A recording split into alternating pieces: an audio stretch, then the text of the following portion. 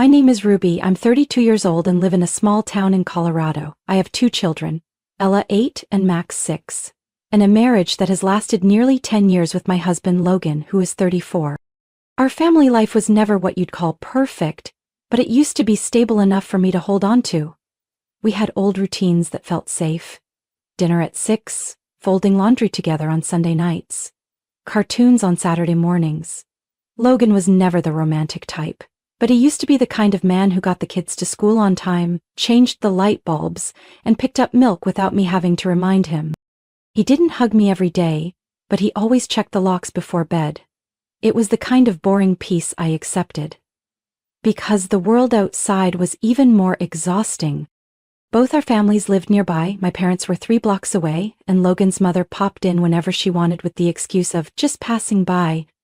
We weren't wealthy, but we got by. I worked part-time at a bookstore, and Logan was a maintenance engineer at a local plant. Everything started to shift about a month ago. At first I thought I was just overthinking, but the little things kept piling up and I began to feel lost in my own home. Logan, the man who used to lie in bed until the last possible minute, suddenly started waking up before the alarm. He went downstairs, made breakfast for the kids himself, and gently told me, "You should sleep in. I'll take them to school today." I looked at him, half asleep, thinking he must have done something wrong and was trying to make up for it. But he just smiled. No explanation. That wasn't all. One day I came home to find the sink empty for once. Logan was wiping down the counters with a damp cloth, humming a tune I didn't recognize. I asked, and he said, "The house felt gross. Just wanted it to look better." No complaining, no sighing like usual. He started handing me the remote, didn't grumble about the shows I picked. He didn't even flinch at the Target receipt I'd left on the table. I waited for something like, "Why are you buying so much?" But nothing came. Just a lazy nod and more scrolling on his phone. Logan used to tell me straight up that he didn't understand why I wasted money on things like scented candles or pretty notebooks. Now, he called them those cute little things you like. I didn't recognize this version of Logan. He didn't snap when the kids turned on the TV past bedtime. He didn't scold Max for leaving toys everywhere. And he started saying strange things like, "I'll go grocery shopping after work," or, "Don't worry about cleaning, I've got it." I told my sister, Lana, who doesn't believe in kindness without a reason, and she just said, "Maybe he's scared you're actually going to snap after that time you threw the lunchbox at the wall." I laughed, but not fully, because deep down, I knew something wasn't right. He'd never been the kind of man to do everything without complaining, so why was he acting like someone else? I wanted to believe he was just trying. But my gut wouldn't settle, especially when Logan started changing how he spoke. Things like, "Everything's gonna be okay, don't worry," or "Today feels so light." They sounded gentle, but they chilled me. Then, one night, I heard him whistling a melody I'd never known he liked, coming from the phone that never left his hand anymore. Screen always face down, sound always on mute. I started paying closer attention when Logan chuckled to himself while texting, or let out a soft laugh while staring at his screen. A laugh I hadn't seen from him in years. It wasn't the polite kind you give your kids, or the chuckle from watching our favorite shows. It was private, like he was living in a different world, one I wasn't part of. I asked him what he was watching. He just shook his head. "Nothing, just some funny videos." But his hand gripped the phone tighter, screen still face down. What really froze me was when I caught him softly singing along to some obscure indie song from Spotify. I asked, "Since when do you listen to this kind of music?" He shrugged. "I've been trying new things lately." I remembered clearly. This was the man who once mocked sleepy music. Now he was humming lyrics like, "You came like quiet sunlight and left without a sound." I didn't know whether to laugh or cry. Other small changes crept into our daily life. Logan didn't seem to care about the budget anymore. I brought home a few extra groceries we didn't need, left the receipt out in plain sight. He saw it and said nothing. No scolding, no sideways glance. At first it felt freeing, then unsettling. I asked Lana again. She stared at me, tilted her head. What if he's seeing someone else? I almost burst out laughing. Logan? The man who's always too busy, hates talking, and fears change. With who? But that question stuck in my mind like a fishbone. I couldn't swallow it. I couldn't ignore it. Then the kids, Ella and Max, accidentally dropped a name I'd never heard before. One evening, while I was detangling Ella's hair after swim class, she whispered, "Miss Elisa made us cocoa today. She added marshmallows, too." I paused. "Ooh, sweetie, which miss?" "Miss Elisa. She has pinkish purple hair and lots of drawings on her arms. She knows Daddy's favorite song, too. Daddy says she's really fun." My heart hit the floor. I had never heard Logan mention anyone named Elisa. I asked, "Does she work at your school?" "Not really. Daddy says she's just helping out. But she comes over a lot. She's fun." Max jumped in. "She even let me play games on her phone. Daddy said Mommy doesn't need to know." I froze. Every word felt like a pair of scissors slicing through the illusion of peace I'd been trying to protect. That night, I asked Logan as casually as I could while washing dishes, "Do you know anyone named Elisa? Ella said she's often at school." Logan didn't turn around. He just said flatly, "Probably some assistant teacher. Don't overthink it." I bit my lip. "Really? Pink purple hair, full sleeve tattoos?" He shrugged. "Kids make stuff up, you know that." I didn't press further. But I wasn't calm inside. I texted another mom whose child was in Ella's class and gently asked, "Is there anyone named Elisa at the school?" She replied a few minutes later, "Never heard of her. I'll ask tomorrow." The next morning I got another message. "No one knows who Elisa is. She's not on the staff or assistant list." My hands went cold. Elisa wasn't from the school. So who was she? And how did she know Logan's preferences? Why was she so close to my kids? Giving them cocoa, letting them play on her phone, and saying Daddy doesn't want Mommy to know?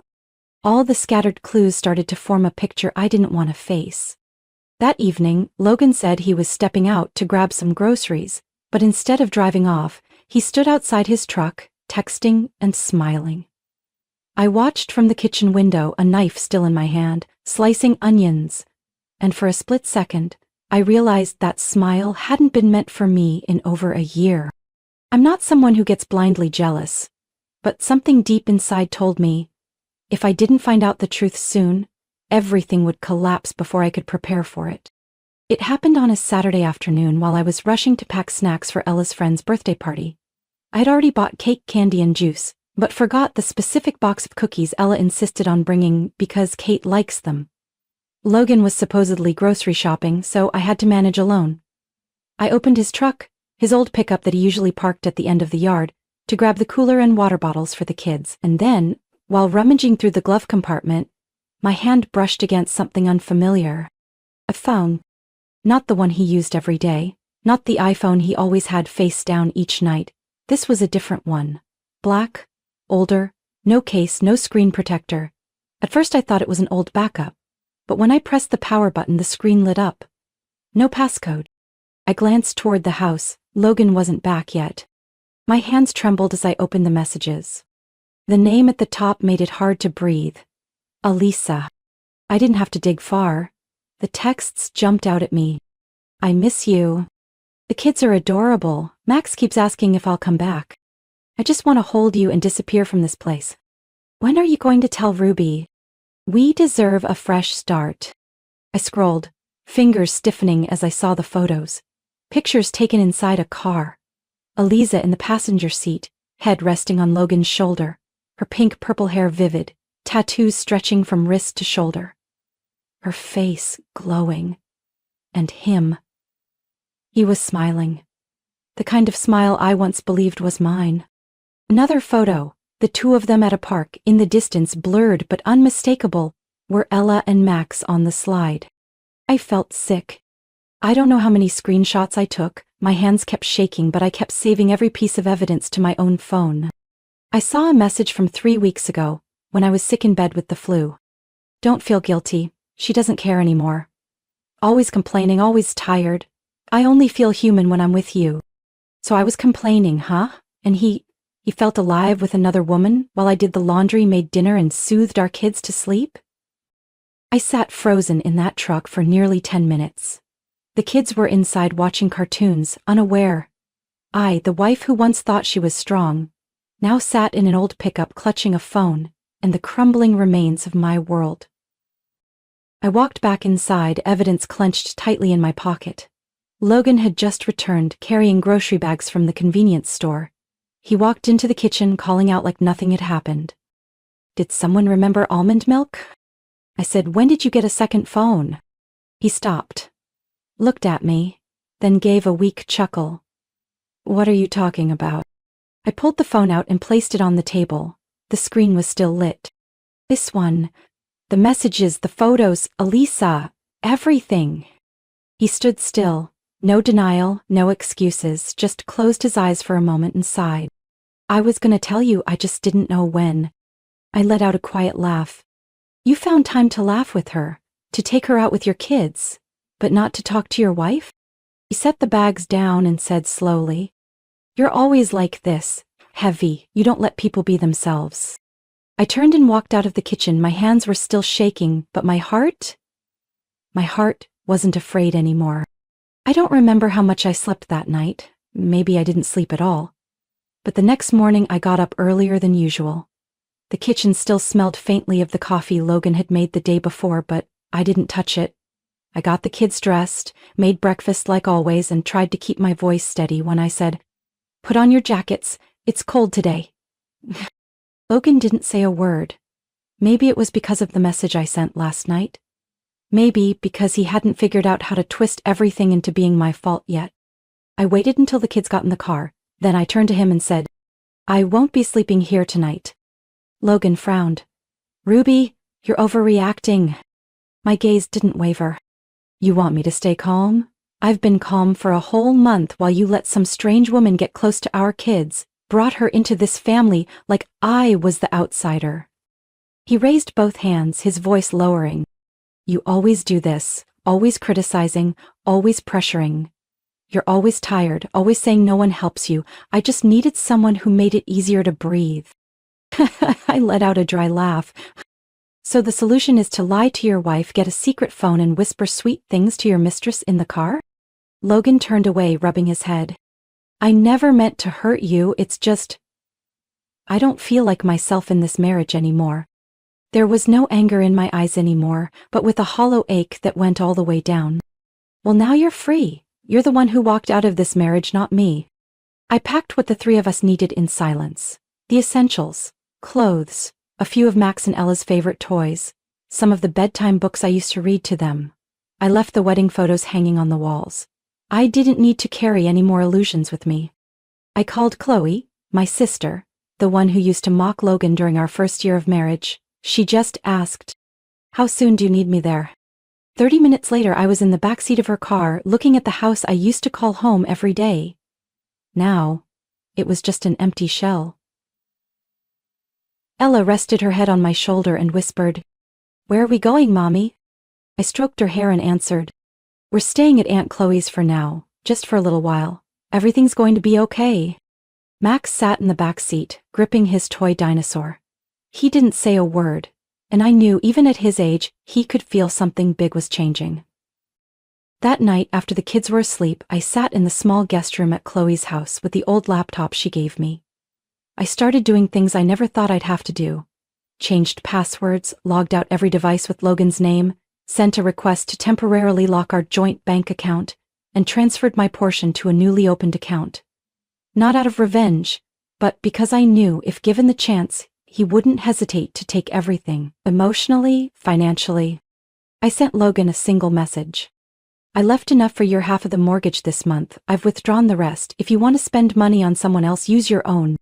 Chloe walked in with 2 cups of tea. "Are you doing okay?" I don't know what hurts more, that he cheated on me, or that I let myself not see it sooner. She held my hand. "It's not that you didn't see it. You were busy living, he was busy hiding." My eyes stung, but I didn't cry. Not because I was strong, but because I didn't have any tears left for Logan. The first message from Logan came at 11 p.m., just a few hours after I moved into Chloe's place. "What are you doing, Ruby?" 15 minutes later came a string of texts, starting with, I'm sorry. I didn't mean to hurt you. Then shifting tone. Leaving like this is irresponsible. Then flipping again. I just wanted to be heard. You always blow everything out of proportion. I placed the phone face down, but my hand clenched around it as if I could crush every memory with sheer pressure. The next morning, I got a call from June, Logan's mom. We'd never been close, though I'd always kept things polite. Hi, Ruby. Her voice was soft, almost enough to sound like she cared. Logan told me you two had a little misunderstanding. I didn't sugarcoat it. Ma'am, he cheated. That's not a misunderstanding. He let that woman around my kids? He had a second phone, I have proof. A long sigh came through the line. Ruby, everyone makes mistakes, but my daughter-in-law, because I still see you that way? Don't let one moment of anger tear a family apart. Think of Ella and Max. I cut her off. I am thinking of them. That's exactly why I can't let someone who lies like that keep playing the perfect dad. She stayed quiet for a few seconds, then spoke in that tone like I was the irrational one. You've always been too sensitive. Logan just needed someone to listen, and you... I hung up. An hour later, I got a group text. Me, June, and Nicole, Logan's sister. Nicole used to be someone I thought I could trust, until I read her first line. You're tearing this family apart. The next message from June read, Logan hasn't eaten anything since yesterday. He said you took the kids without telling him. I replied with 3 screenshots from the secret phone. Logan and Elisa hugging, Logan texting, she doesn't notice anything. We just have to be patient. I added one line. This is the truth about your son. Don't ask me to play deaf and blind anymore. That afternoon, Chloe took me shopping for some clothes for Ella. While helping her try things on, I got a message from an unknown number. Don't turn this into a war. I didn't need to guess it was Logan. I replied, wars don't start with the ones who were betrayed. Not long after, Chloe got a message from Logan. The first line said, You're helping Ruby destroy my life. Chloe silently handed me the phone, then replied with a single word. Good. That night, while I was drying Ella's hair after her bath, she asked softly, Mom, is Dad mad? I paused. Dad's sad, honey, but not because of you. You didn't do anything wrong. Without a word, she leaned closer and whispered, You seem stronger now. That sentence crushed my throat. Not out of pride, but pain. Because my daughter had to learn what heartbreak looked like too soon, and already felt the need to measure her mother's emotions at just 8 years old. I didn't need forgiveness from Logan. I didn't need approval from his family. I just needed a clear path to protect myself and my children. And if that made me too much, then I was willing to carry that label. Because this time I wouldn't stay silent to keep the peace for people who treated me like something disposable in the very house they burned down with lies. After 3 days of silence, Logan returned like a storm. I was walking Ella and Max to the car when I saw his pickup truck parked across the street, engine running, window down. He didn't get out, just sat there, eyes fixed on the 3 of us like he wanted to freeze the moment. I hesitated for a second but didn't stop. I got the kids into the car, locked the doors, and drove away without looking back. That night, he texted, I just wanted to see the kids. You're trying to erase me from their lives. 5 minutes later came another. If you don't let me see them, I'll just pick them up from school like I used to. I immediately called the school office. I kept my voice steady as I said, We're currently in the process of separation. I need to update the list of authorized pickup persons for Ella and Max. The staff confirmed and noted the update. Only Mom, Aunt Chloe, and Grandma will stay alert. The next day, I got a call from Ella's homeroom teacher. Her voice was tense. Miss Ruby, this morning Logan showed up at the school unannounced. He asked to take Ella home before dismissal. When we said no, he got agitated. I thanked her and apologized for putting the school staff in that position. After hanging up, I sat at Chloe's kitchen table, gripping a cold cup of coffee. Logan wasn't just texting or lurking anymore. Now he was testing my limits. 3 days later, I got off work to find him leaning against his truck in the parking lot, hands in his pockets, eyes cold. I just want to talk, he said as I approached. I have nothing to say, I replied, gripping my keys tighter. Don't act like I'm dangerous, he snapped. You showed up at the school at the parking lot at my sister's house, so tell me, what would you call it? He went quiet for a few seconds, then gave a bitter laugh. You want to turn this into some kind of movie? I opened my car door without looking at him. If you follow me one more time, I'll file a restraining order.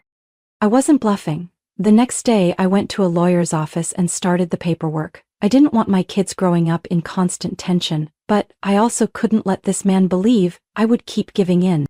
That evening, while reading to Max, my phone buzzed.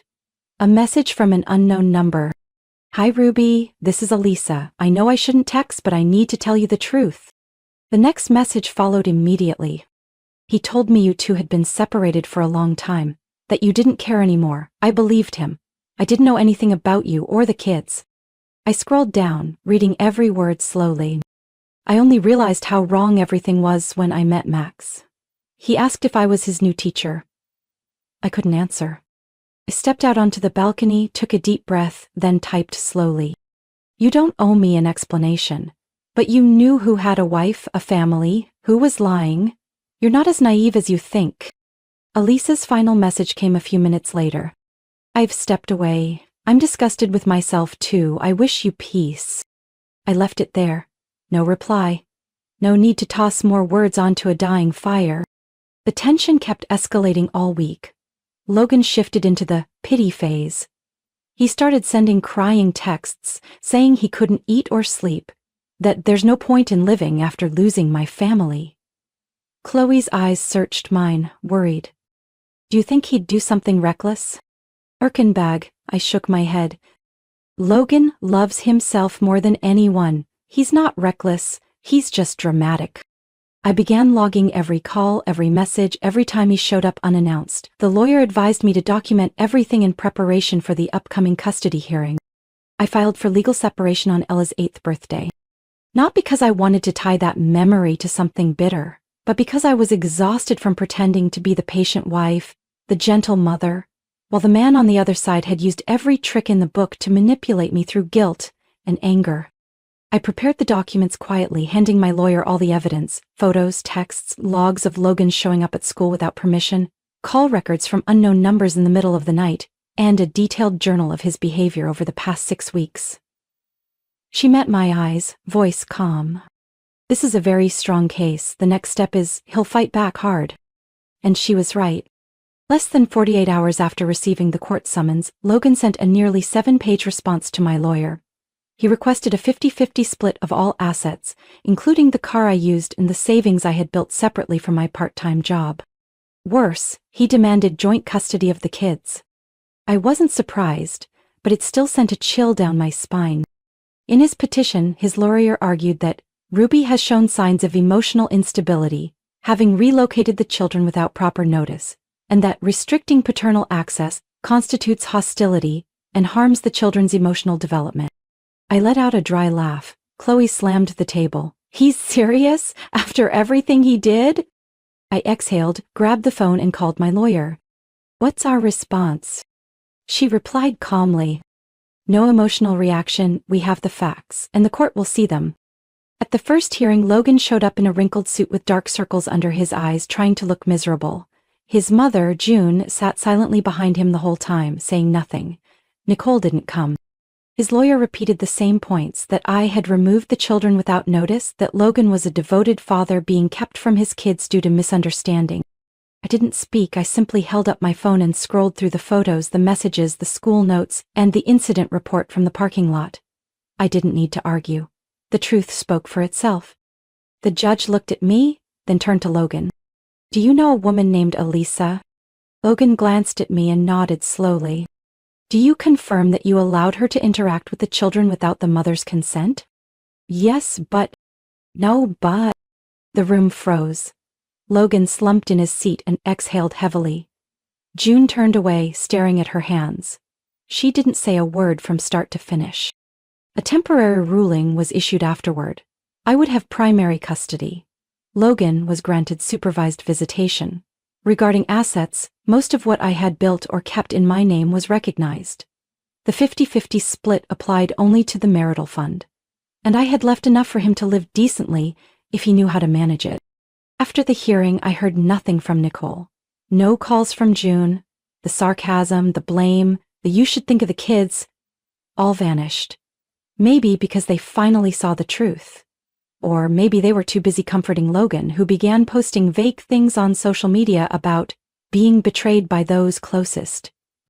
And Elisa? Not a trace. Her social media accounts were deleted, her number disconnected. An old acquaintance at the gym whispered that she had quit suddenly, without saying goodbye. Maybe out of shame, maybe clarity, but whatever the reason, I no longer cared. The kids and I moved into the small spare room at my parents' house in a quiet neighborhood north of Denver. It was just big enough for 2 twin beds and an old bookshelf, but at least no more coldness hiding behind closed doors. My dad built an extra coat rack. My mom cooked dinner every night. Ella helped pick vegetables. Max loved lying on the living room rug, watching reruns of the shows Logan used to call boring. I returned to part-time work at a local bookstore. The pay wasn't much, but I felt peace standing among the shelves, reshelving books I once read as a girl, before I became a wife, then a mother, then a woman trying to hold a crumbling house together. On weekends, I drove for rideshare to earn extra. Chloe often joked that I was a supermom, but I knew she just wanted to make me laugh, if only for a moment. In reality, money was tight, especially after the asset split and my share of the kids' future tuition. But at least I knew every dollar I earned was clean. Mine. Untainted by anyone else's lies. I began searching for a small apartment for the 3 of us. Something modest, with morning sunlight through the windows, a little balcony where Ella could grow herbs, and close enough to school that Max could eventually ride his bike. No need for a dishwasher. No glossy hardwood floors. I just needed a place with no broken memories. One night, after Ella had fallen asleep and Max was still doodling in his notebook, I sat at the kitchen table and reopened one of Logan's last messages. "You ruined everything. Hope you're happy." I never replied to that message. I no longer needed to explain myself to someone who chose to believe everyone else over the woman who shared his bed for nearly 10 years. And I wasn't trying to appear strong. Some nights I still lay awake, feeling hollow like a bed without blankets. Sometimes I cried when I saw Max accidentally write the word "Dad" in his school drawing. But then he ran up to me with another drawing. "It's you reading to us." And so I kept going. One afternoon, while shelving books at the store, a woman walked in. Long brown hair, sunglasses. She walked straight to the counter, bought 2 children's books, and before turning to leave she said softly, "You're Ruby, aren't you?" I looked up, stunned for a second. It was Elisa. She didn't smile, but she didn't look away. I just wanted to say, "I understand why you didn't forgive me, and I don't expect you to. I don't hate you anymore either." Elisa bowed slightly, then left without looking back. I watched her disappear through the glass doors. No anger rose up, no sense of triumph, just relief, like finally taking off a pair of shoes that had been too tight all day. That night, I wrote the first lines in a new journal, like starting something that no longer had Logan lurking in the corners of my thoughts. And if, in Logan's story, I'm the villain, the one who destroyed the family, hurt him, walked away, so be it. My story isn't about becoming strong. It's about standing up when silence no longer protects anything. I didn't win. I didn't need to. I just reclaimed ownership of my life after being turned into a shadow in my own home. Now, though things are still hard, I know I'm truly living, not trying to please anyone, not suffering to preserve something already gone. And that, to me, is freedom. What do you think of Ruby's decision? Was she too harsh? Or was this the only way to protect herself and her children? Share your thoughts below, and don't forget to follow the channel for more heartfelt stories about family and life.